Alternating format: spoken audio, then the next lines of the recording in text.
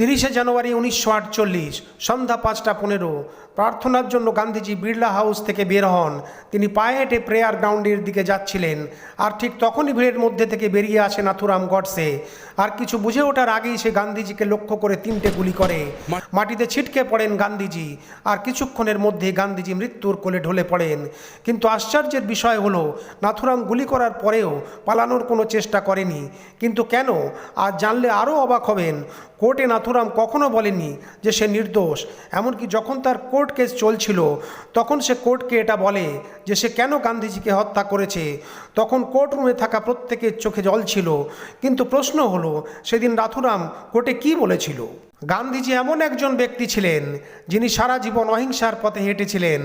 আজ বিশ্বের সব শক্তিশালী দেশগুলো এই অহিংসা নীতির উপর ভিত্তি করে শান্তি বজায় রাখছে। তাহলে কেন সেই গান্ধীজি নিজে হিংসার শিকার হয়েছিলেন? কেন আজও একদল মানুষ নাথুরাম গডসেকে হিরো আর গান্ধীজিকে ভিলেনের চোখে দেখে? আপনারা হয়তো অনেকেই জানেন না যে নাথুরাম গান্ধীজিকে হত্যা করেছিল, সেই নাথুরাম গডসে তার জীবনের শুরুতে গান্ধীজির একজন প্রিয় ভক্ত ছিলেন। তো কি এমন হয়েছিল যে নাথুরাম গান্ধীজিকে হত্যা করেছিল? আর এই হত্যার পিছনে তার কি উদ্দেশ্য ছিল? দেখুন, এই ভিডিওটা একটা কন্ট্রোভার্সিয়াল টপিকের উপর তৈরি, যেখানে হিন্দু, মুসলমান, জাতপাত, ভাষা এমন অনেক প্রসঙ্গ আসবে। আর আমরা নিরপেক্ষ থেকে দুই দিকের ইতিহাস তুলে ধরব, যাতে আপনারা নিজে থেকেই ঠিক করতে পারবেন যে কোনটা ঠিক কোনটা ভুল। তাই কোথাও স্কিপ না করে ভিডিওটা শেষ পর্যন্ত দেখুন, আপনারা অনেক কিছু জানতে পারবেন। 20 জানুয়ারি 1948 প্রতিদিনের মতো এদিনও গান্ধীজি বিড়লা হাউসের প্রার্থনা সভায় ছিলেন। কিন্তু হঠাৎ একটা বিকট কান ফাটা শব্দ হয়। গান্ধীজি যেখানে বসেছিলেন তার কিছুটা দূরেই একটা বোমা বিস্ফোরণ হয়, আর বোমাটা ছুঁড়েছিল মদনলাল বেহেবা। এদিকে গান্ধীজির মঞ্চের ঠিক পিছনে দাঁড়িয়েছিল দিগম্বর বাগড়ে, আর অন্যদিকে ভিড়ের মধ্যে দাঁড়িয়েছিল নাথুরাম গডসে আর তার অন্য সাথীরা। তাদের প্ল্যানিং ছিল তারা প্রথমে একটা বোমা ছুড়বে, আর যখন লোকজন ছোটাছুটি করবে তখন গান্ধীজি একা পড়ে যাবে। আর ঠিক সেই মুহূর্তে দিগম্বর বাগড়ে সামনে থেকে গান্ধীজিকে গুলি করবে। আর যদি গান্ধীজি কোনোভাবে পালানোর চেষ্টা করে, তাহলে ভিড়ের মধ্যে লুকিয়ে থাকা নাথুরাম গডসে, তার ভাই গোপাল গডসে, নারায়ণ আপ্টে, এরা সবাই গান্ধীজিকে ঘিরে ফেলবে। কিন্তু তাদের প্ল্যান ঠিকভাবে কাজ করেনি। প্রথম বোমাটা ছোড়ার পরে লোকজন সেইভাবে ছোটাছুটি করেনি, আর অন্যদিকে দিগম্বর বাগড়ে, মানে যার গুলি করার কথা ছিল, সে ঘাবড়ে যায়। এদিকে পুরো প্ল্যানটা ফেল হতে দেখে নাথুরাম সহ বাকিরা ওখান থেকে পালিয়ে যায়। কিন্তু এখানে মদনলাল বেহেবা, মানে প্রথমে যে বোমাটা ছুঁড়েছিল, তাকে লোকজন ধরে ফেলে আর পুলিশের হাতে তুলে দেয়।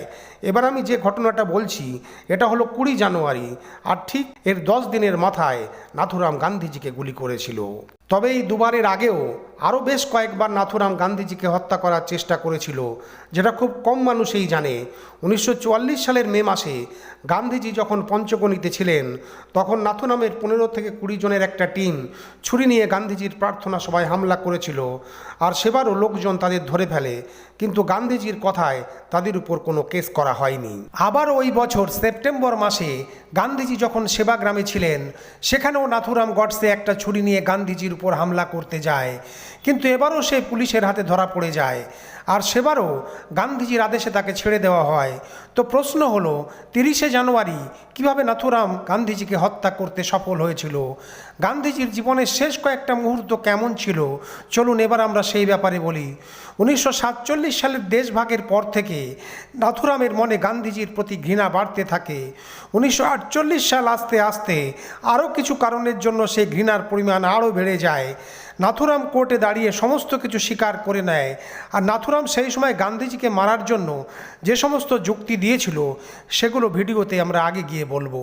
1948 সালের 2রা জানুয়ারি, মানে গান্ধীজির হত্যার 28 দিন আগে, আহমেদনগরে থাকা হিন্দু মহাসভার একজন মেম্বার বিষ্ণু কারকারের টেকগার হাউসে নাথুরাম গডসে, নারায়ণ আপ্টে, মদনলাল বেহেবা, বিষ্ণু কারকারে একটা মিটিং করে। আর এরা সবাই মিলে ঠিক করে যত তাড়াতাড়ি সম্ভব তারা গান্ধীজিকে হত্যা করবে। এই ঘটনার ঠিক 7 দিন পরে তারা আবার একটা মিটিং করে। গডসে এই সময় হিন্দু রাষ্ট্র নামে একটা নিউজ পেপার চালাতো। তো 7 দিন পরে মানে 9ই জানুয়ারি ওই নিউজ পেপারের অফিসে বসে তারা প্ল্যানিং করে যে তারা ঠিক কিভাবে গান্ধীজিকে হত্যা করবে। ঠিক হয় 19শে জানুয়ারি মদনলাল বেহবা গান্ধীজিকে গুলি করবে, কিন্তু 18ই জানুয়ারি আস্তে আস্তে বেহবা বেঁকে বসে, সে গুলি করতে রাজি হয় না। তখন আবার নতুন করে প্ল্যানিং ঠিক হয়, বেহবা বোম মেরে ওখান থেকে ঝামেলা তৈরি করবে, আর এরপর দিগম্বর বাগড়ে গুলি করবে, যেটা আমরা একটু আগে ভিডিওতে আপনাদের বললাম। এবার মদনলাল তো সেদিনকে বোম মেরেছিল, কিন্তু দিগম্বর গান্ধীজিকে গুলি করতে পারেনি, ফলে তাদের এই প্ল্যানটা ফেল হয়ে যায় আর তারা সবাই মিলে সেখান থেকে পালিয়ে যায়, কিন্তু মদনলাল পুলিশের হাতে ধরা পড়ে যায়। এবার আপনাদের মনে একটা প্রশ্ন আসবে যে গান্ধীজির সভায় একবার গডসে ছুরি নিয়ে তাকে মারতে যাচ্ছে, একবার তাকে বোমা নিয়ে মারতে যাচ্ছে, বন্দুক নিয়ে ঢুকে যাচ্ছে, ঢোকার আগে কি তাদের কোনো চেকিং হয়নি? না, গান্ধীজির কাছে আসা ব্যক্তিদের যাতে কোনো রকমের চেকিং না হয়, এটা গান্ধীজির কড়া আদেশ ছিল। এমনকি এই বোমা হামলার পরেও গান্ধীজি নিজের সিকিউরিটির জন্য কোনো রকম পুলিশ মোতায়েন করতে অস্বীকার করেন, কারণ তিনি অহিংসায় বিশ্বাসী ছিলেন, তিনি মানুষের উপর বিশ্বাস করতেন। তিনি এটা বলতেন, যদি আমার মৃত্যু আজ এখানে হবার থাকে তাহলে সেটা হবেই, পৃথিবীর কোনো সিকিউরিটি গার্ড, কোনো বডিগার্ড আমাকে বাঁচাতে পারবে না। এদিকে 20 জানুয়ারি মদনলাল বেহবা ধরা পড়তেই নাথুরাম আর বাকিরা গা ঢাকা দেয়। এরপর 23শে জানুয়ারি গডসে ঠিক করে যে সে নিজে গান্ধীজিকে গুলি করবে। 27শে জানুয়ারি গডসে আর নারায়ণ আপ্টে দিল্লিতে ফিরে আসে, আর এখান থেকে গডসে একটা ট্রেন ধরে গোয়ালিয়র চলে যায়। এখানে তার সাথে দেখা হয় দাত্তত্রে সদাশিবের। দাত্তত্রে তখন নাথুরামকে একটা বন্দুক জোগাড় করে দেয়, যার দাম ছিল 500 টাকা, আজকের দিনে যার মূল্য ছিল 70 থেকে 80,000 টাকা। এটা সেই সময়ের একটা আধুনিক বন্দুক ছিল। নাথুরাম গডসে গান্ধীজিকে হত্যা করার জন্য যে বন্দুকটা ব্যবহার করেছিল, এই বন্দুকটার নাম ছিল ব্যারেটা পিস্তল। ইটালিয়ান এই পিস্তলটা দ্বিতীয় বিশ্বযুদ্ধের সময় ইটালি আর জার্মান সৈন্যরা ব্যবহার করত, আর এটা দ্বিতীয় বিশ্বযুদ্ধের সব থেকে ভালো পিস্তল ছিল। 9mm এই পিস্তল একদম লাইট ওয়েট ছিল। এর সাথে এটা দিয়ে একটানা 7 রাউন্ড গুলি ফায়ার করা যেত। নাথুরাম চেয়েছিল তার লক্ষ্য থেকে গান্ধীজি যাতে কোনোভাবে বাঁচতে না পারে। বন্দুক জোগাড় করে নাথুরাম 19শে জানুয়ারি দিল্লি ফিরে আসে আর অপেক্ষা করতে থাকে আগামীকালের। এদিকে 20 জানুয়ারি যেদিন বোমা হামলা হয়েছিল, সেই 20 জানুয়ারি থেকে 30 তারিখ পর্যন্ত গান্ধীজি তার কথায় লেখায় অন্তত 14 বার নিজের মৃত্যুর কথা উল্লেখ করেছিলেন, যেন তিনি নিজের মৃত্যুর আশঙ্কা করতে পেরেছিলেন। 21 তারিখ প্রার্থনা সভায় তিনি বলেন, যদি কেউ সামনে থেকে আমাকে গুলি করে আর আমি হাসি মুখে রাম নাম করতে করতে মারা যাই, একমাত্র তাহলেই আমাকে মহত্তা নামে জানবেন। মৃত্যুর ঠিক একদিন আগে মানে 29 তারিখ, যেদিন গডসে বন্দুক নিয়ে দিল্লি থেকে ফিরছিলেন, সেদিন বিকালে গান্ধীজি তার বাগানে রোদ পোহাচ্ছিলেন। এমন সময় ইন্দিরা গান্ধী তার 4 বছরের ছোট ছেলে রাজীব গান্ধীকে নিয়ে গান্ধীজির সাথে দেখা করতে আসেন। রাজীব গান্ধী সেদিন খেলতে খেলতে বাগান থেকে কিছু ফুল ছিঁড়ে গান্ধীজির আঙুলের ফাঁকে গুজে দিচ্ছিলেন। তখন গান্ধীজি হেসে বলেন, আরে বোকা, জীবিত মানুষের পায়ে কেউ ফুল দেয়? ফুল দেওয়া হয় মৃত মানুষের পায়ে। এরপর আসে সেই হত্যার দিন 30শে জানুয়ারি। গান্ধীজি রোজ সন্ধ্যা 5টার সময় প্রার্থনা সভায় আসতেন, কিন্তু সেদিন আসতে একটু দেরি হয়ে যায়, কারণ সর্দার বল্লভভাই প্যাটেল তার সাথে দেখা করতে এসেছিলেন। কংগ্রেসের ভবিষ্যৎ নিয়ে তাদের মধ্যে অনেক গভীর আলোচনা হয়। অনেকে মনে করেন গান্ধীজি বেঁচে থাকলে তিনি হয়তো কংগ্রেসকে ভেঙে নেহেরু আর প্যাটেলকে দুটো আলাদা দলের দায়িত্ব দিতেন। 5:15 গান্ধীজি মিটিং শেষ করে ওঠেন। এরপর তিনি মনু আর আভার কাঁধে ভর দিয়ে প্রার্থনা সভার দিকে এগিয়ে যান, আর ঠিক সেই সময় ভিড় ঠেলে এগিয়ে আসে নাথুরাম। সে ঝুঁকে প্রথমে গান্ধীজিকে প্রণাম করে। মনু তাকে সরাতে যায় আর সে বলে, তুমি কেন বাপুকে লজ্জিত করছো? কারণ গান্ধীজির আগে থেকে অনেক দেরি হয়ে গেছে। আর এর কয়েক মুহূর্তের মধ্যেই নাথুরাম মন্নুকে ধাক্কা মারে, তার হাত থেকে পুজোর সামগ্রী ছিটকে পড়ে যায়। নাথুরাম সাথে সাথে তার 12টা পিস্তল বের করে আর গান্ধীজিকে লক্ষ্য করে 3টে গুলি করে। 2টো গুলি লাগে গান্ধীজির পেটে আর একটা গুলি লাগে গান্ধীজির বুকে। গান্ধীজির মুখ থেকে একটাই শব্দ বের হয়, হে রাম। এরপরই রক্তাক্ত অবস্থায় গান্ধীজি মাটিতে লুটিয়ে পড়েন। তখন ঘড়িতে সময় 5:17। আশেপাশের লোকজন তড়িঘড়ি গান্ধীজিকে বিড়লা হাউসের ভিতরে নিয়ে যায়, কিন্তু সেদিন সেখানে একটাও ডাক্তার ছিল না, আর অতিরিক্ত রক্তপাতের কারণে ওখানেই গান্ধীজির মৃত্যু হয়। অন্যদিকে কিছু রিপোর্টের মতে নাথুরাম ওই স্থান থেকে পালাবার চেষ্টা করেনি, সে হয়তো চাইলেই পালিয়ে যেতে পারত। আর ওখানে উপস্থিত একজন আমেরিকান রাজদূত হারবার্ট বেইনার গডসেকে ধরে ফেলে। কিন্তু এই ঘটনা এত দ্রুত হয়েছিল যে প্রার্থনার আসা লোকজন শকড হয়ে গিয়েছিল। এবার একটু ধাতস্থ হতে এরা সবাই মিলে নাথুরামকে মারধর শুরু করে। কিছুক্ষণের মধ্যেই সেখানে পুলিশ আসে আর নাথুরামকে ধরে নিয়ে যায়, আর গান্ধীজির হত্যার জন্য তাকে গ্রেপ্তার করা হয়। কিন্তু দেখুন, নাথুরাম ভালোভাবেই জানতো গান্ধীজিকে হত্যা করার একমাত্র শাস্তি হলো ফাঁসি। কিন্তু জানার পরেও নাথুরাম সেখান থেকে পালিয়ে যায়নি। বলা হয় নাথুরামের উদ্দেশ্য শুধুমাত্র গান্ধীজিকে হত্যা করা ছিল না, সে নিজে কোর্টে দাঁড়িয়ে তার হত্যার কারণ সবাইকে জানাতে চেয়েছিল। সে যদি পালিয়ে যেত নিজের বক্তব্য কখনো জানাতে পারতো না। আর কোর্টে নাথুরাম যা যা বলেছিল সেগুলো শুনে আজও অনেকে তাকে হিরোর চোখে দেখে। এবার এই হত্যাকাণ্ডে পুলিশ মোট 9 জনকে গ্রেপ্তার করে। নাথুরাম গডসে, নারায়ণ আপ্টে, মদনলাল বেহবা, বিষ্ণু করকরে, দিগম্বর বাগরে, শঙ্কর কিস্তাইয়া, বিনায়ক সাভারকর, গোপাল গডসে, দত্তাত্রেয় সদাশিব। দিল্লির লালকেল্লার স্পেশাল কোর্টে এদের সবার বিচার শুরু হয়। দোষীদের প্রত্যেকের নিজস্ব উকিল ছিল, কিন্তু নাথুরাম নিজের কেস লড়ছিল যাতে সে নিজের সব কথা বাধা ছাড়া বলতে পারে। এবার এই কেস যখন চলছিল তখন 8ই নভেম্বর 1948 সালে নাথুরাম একটা 93 পেজের হাতে লেখা স্টেটমেন্ট পেশ করে, যার ভিতরে সে গান্ধীজিকে কেন হত্যা করেছিল তার সমস্ত কারণ লিখেছিল। আর সেই রিপোর্ট কোর্টে পড়ে শোনায়। এবার এই রিপোর্টের মধ্যে থেকে কিছু তথ্য আপনাদের কাছে বলবো, সাথে সাথে আমরা দেখব নাথুরামের এই কারণগুলো কতটা যুক্তিযুক্ত বা কতটা সত্যি ছিল। 1920 সালে বাল গঙ্গাধর তিলক মারা যাওয়ার পর গান্ধীজি কংগ্রেসের সর্বেসর্বা হয়ে যান। তিনি কংগ্রেসকে নিজের ইচ্ছা মতো পরিচালনা করতেন। তিনি যখন খুশি আন্দোলন শুরু করতেন আর যখন ইচ্ছা আন্দোলন বন্ধ করে দিতেন। কংগ্রেসের বাকি লিডারদের বক্তব্য, তাদের চাওয়া পাওয়ার গুরুত্ব গান্ধীজির কাছে ছিল না। এক কথায় গান্ধীজি কংগ্রেসের থেকেও উপরে উঠে গিয়েছিলেন। এবার নাথুরাম গডসের এই তথ্য কিন্তু ইতিহাসে প্রমাণিত হয়েছে। গান্ধীজি ব্রিটিশদের বিরুদ্ধে অসহযোগ আন্দোলন শুরু করেছিলেন। সময়ের সাথে সাথে বহু মানুষ এই আন্দোলনে যোগ দিয়েছিল। চৌরি একটা থানায় আন্দোলনকারীরা হামলা করার সাথে সাথে গান্ধীজি অসহযোগ আন্দোলন ফিরিয়ে নেন, কারণ তিনি অহিংসা দিয়ে ব্রিটিশদের ভারত ছাড়া করতে চেয়েছিলেন। একই রকম ঘটনা আইন অমান্য আন্দোলনের ক্ষেত্রেও হয়। কংগ্রেসের সব ক্ষেত্রে গান্ধীজি নিজেই ডিসিশন নিতেন। এমনকি ভোটে জেতার পরেও নেতাজিকে কংগ্রেসের সভাপতির পদ থেকে সরে যেতে হয়েছিল শুধুমাত্র গান্ধীজির জন্য। এমনকি জওহরলাল নেহরুও গান্ধীজির এই কাজগুলো সমালোচনা করতেন। এছাড়া দেশ স্বাধীনের পরেও গান্ধীজি কংগ্রেসের সব ডিসিশন নিজে নিতেন। এবার নাথুরাম যে দ্বিতীয় আরোপ গান্ধীজির উপর এনেছিল সেটা ছিল গান্ধীজির অহিংসা নীতি। নাথুরাম বলে, অহিংসা দিয়ে যদি যুদ্ধ জয় করা যেত তাহলে কেন শ্রীরাম সীতাকে উদ্ধার করার জন্য রাবণের বিরুদ্ধে যুদ্ধ ঘোষণা করেছিল? অর্থাৎ অহিংসাই যদি একমাত্র পথ হয় তবে শ্রীরাম লঙ্কায় গিয়ে রাবণের বিরুদ্ধে অনশন করতে পারতেন সীতামাকে ফিরিয়ে আনার জন্য। অন্যদিকে শ্রীকৃষ্ণ মহাভারতের যুদ্ধে অর্জুনকে নিজের ভাই, নিজের আত্মীয়দের বিরুদ্ধে অস্ত্র তুলে নিতে বলেছিলেন। যেখানে ব্রিটিশরা আমাদের ভারতবর্ষের উপর এত অত্যাচার করেছিল, তাদের বিরুদ্ধে কেন আমরা অহিংসার পথ বেছে নেব? এবার নাথুরামের গান্ধীজির প্রতি অহিংসার যে আরোপ, এটা কিছুটা ঠিক কিছুটা ভুল। গান্ধীজি ভারতের স্বাধীনতা আন্দোলনের একদম শুরুর দিকে অহিংসার পথ বেছে নিয়েছিলেন, কিন্তু 1942 সাল আসতে আসতে গান্ধীজিও ভারত ছাড়ো আন্দোলনের ডাক দিয়েছিলেন। তিনি বলেছিলেন করো অথবা মরো, আর এখানে মরোর অর্থ হলো ভায়োলেন্স। এমনকি গান্ধীজিও নিজে কিছু লেখায় বলেছিলেন, যদি আমাকে কাপুরুষতা আর হিংসার মধ্যে যে কোনো একটা পথ বেছে নিতে হয় তাহলে আমি হিংসার পথ বেছে নেব। নাথুরাম বলে, গান্ধীজি কখনো সত্যাগ্রহ বা স্বরাজের আসল অর্থ জনগণকে বলেনি, ফলে জনগণের কাছে স্বরাজের আসল অর্থ কখনো পরিষ্কার হয়নি।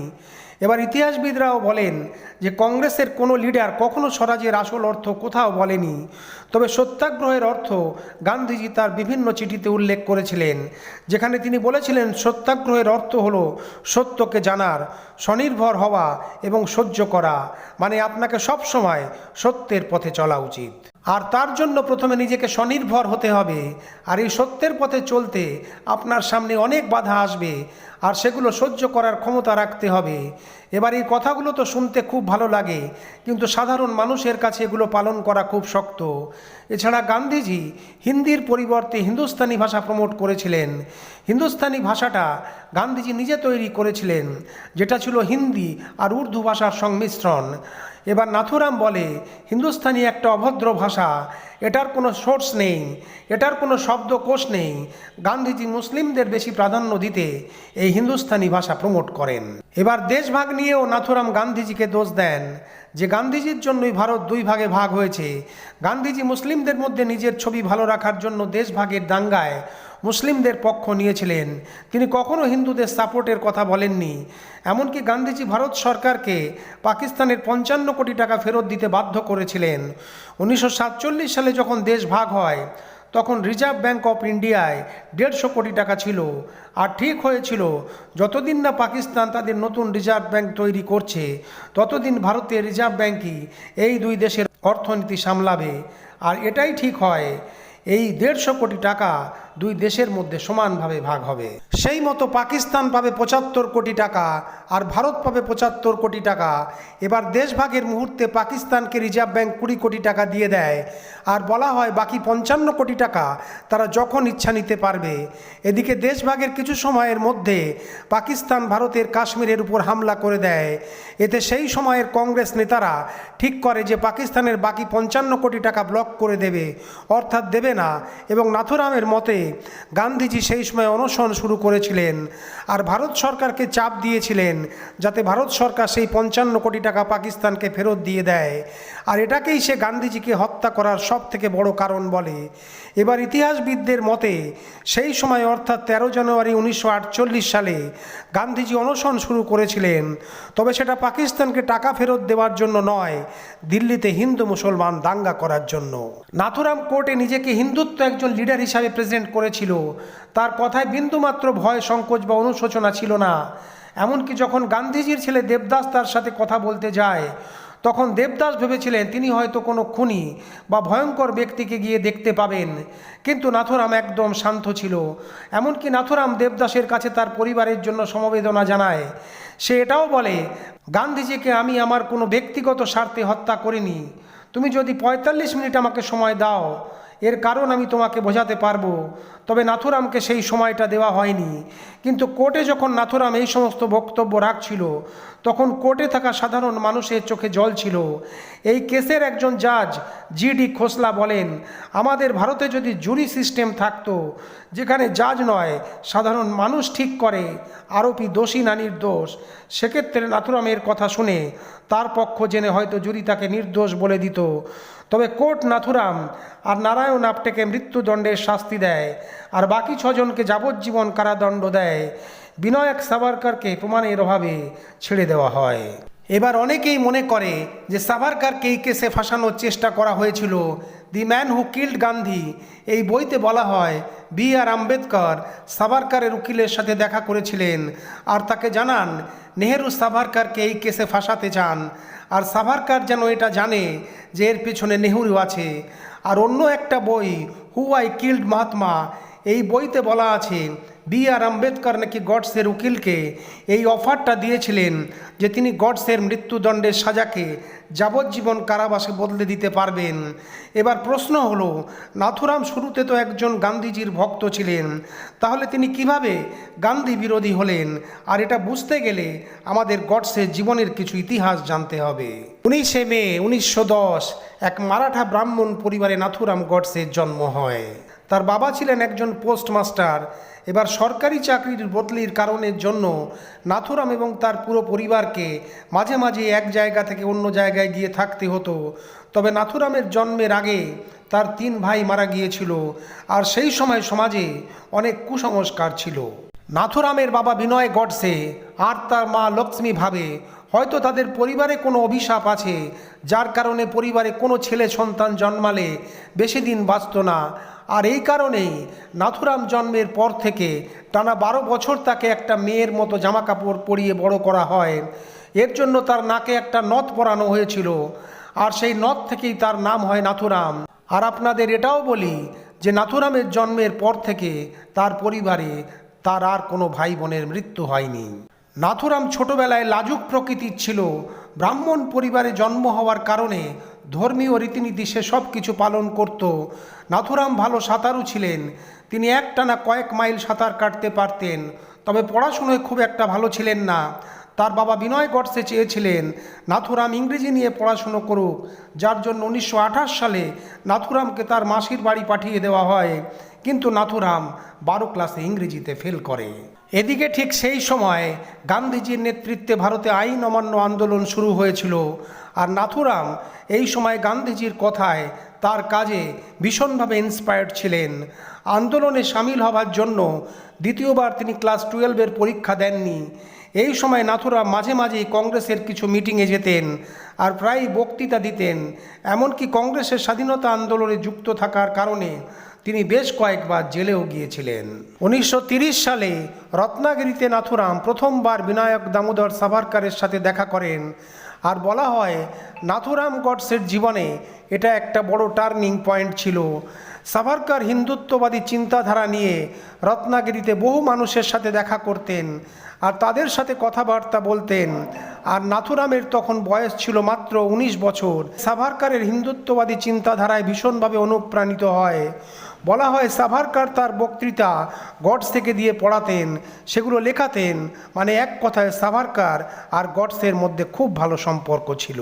এদিকে গান্ধীজি আর সাভারকরের চিন্তাধারা অনেকটাই আলাদা ছিল। আর সাভারকর দেশের হিন্দুদের অধিকার নিয়ে কথা বলতো। অন্যদিকে গান্ধীজি ধর্মনিরপেক্ষতাকে গুরুত্ব দিতেন আর তার পথ ছিল অহিংসা। এবার গান্ধীজি যেভাবে একের পর এক আন্দোলন মাঝপথে বন্ধ করে দিয়েছিলেন, এছাড়া গান্ধীজির আন্দোলনে ব্রিটিশদের মধ্যে তেমন একটা প্রভাব ফেলছিল না। এটা নাথুরামের মনে একটা বিষের মতো কাজ করছিল। আর ধীরে ধীরে নাথুরাম সাভারকরের মতাদর্শে আরও বেশি আকৃষ্ট হতে থাকে। 1932 সালে গডসে আরএসএস জয়েন করে। আর নাথুরামের ভাই গোপাল গডসে, যার লেখার মাধ্যমে নাথুরামের বিষয়ে এত কিছু আমরা জানতে পারছি, তিনি বলেন নাথুরাম কখনো আরএসএস ছাড়েননি। তবে আরএসএসের পাশাপাশি 1939 সালে হিন্দু মহাসভাতে নাথুরাম জয়েন হয়েছিলেন। আর পরবর্তীকালে নাথুরাম নিজের একটা আলাদা সংগঠন হিন্দু রাষ্ট্রদল তৈরি করেছিলেন। এতে আরএসএস এবং হিন্দু মহাসভায় তার পদ অনেক বেড়ে যায়। নাথুরাম অগ্রণী নামে একটা নিউজ পেপার চালাতো। পরে সেই নিউজ পেপার ব্যান্ড হয়ে যায়। এবার সেই সময়ের বোম্বে প্রেসিডেন্সি হোম মিনিস্টার ছিলেন মোরারজি দেশাই, যিনি পরবর্তীকালে দেশের প্রধানমন্ত্রী হয়েছিলেন। তো অগ্রণী নিউজ পেপার থেকে ব্যান্ড তুলে নেওয়ার জন্য নাথুরাম গডসে মোরারজি দেশাইয়ের সাথে দেখা করেন। কিন্তু ব্যান্ড তোলার পরিবর্তে মোরারজি দেশাই নাথুরামের উপর আরও বেশি ফাইন চাপিয়ে দেন। এরপর নাথুরাম আরও একটা নিউজ পেপার পাবলিশ করে, আর এটার নাম হলো হিন্দু রাষ্ট্র।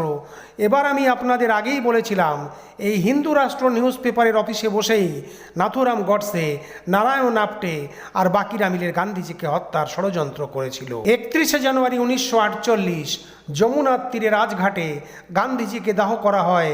বলা হয় সেদিন গান্ধীজিকে দেখতে প্রায় 20 লক্ষ মানুষ জড়ো হয়েছিল। অন্যদিকে 5ই নভেম্বর 1949 সালে নাথুরাম গডসে তার মৃত্যুদণ্ডের বিরুদ্ধে প্লিট করে। 7ই নভেম্বর সেই আর্জি খারিজ হয়ে যায়। এবার অনেকেই বলেন যে নাথুরাম নিজে প্লিট করেননি, করেছিল তার পরিবার। 15ই নভেম্বর 1949 গান্ধীজির মৃত্যুর প্রায় 1 বছর 11 মাস পরে আম্বালা জেলে নাথুরাম গডসে আর নারায়ণ আপ্টের ফাঁসি দেওয়া হয়। আচ্ছা, আপনারা কি মনে করেন নাথুরাম গডসের এই যুক্তিগুলো ঠিক ছিল? আর যদি এই যুক্তিগুলো আপনাদের কাছে ঠিক মনে হয়েও থাকে, তাহলে কি গান্ধীজির মতো একজন ব্যক্তিত্বকে হত্যা করাকে জাস্টিফাই করা যায়? সেটা কমেন্টসে অবশ্যই জানাবেন। এরকমই পরের ভিডিওতে ফের দেখা হবে। নমস্কার।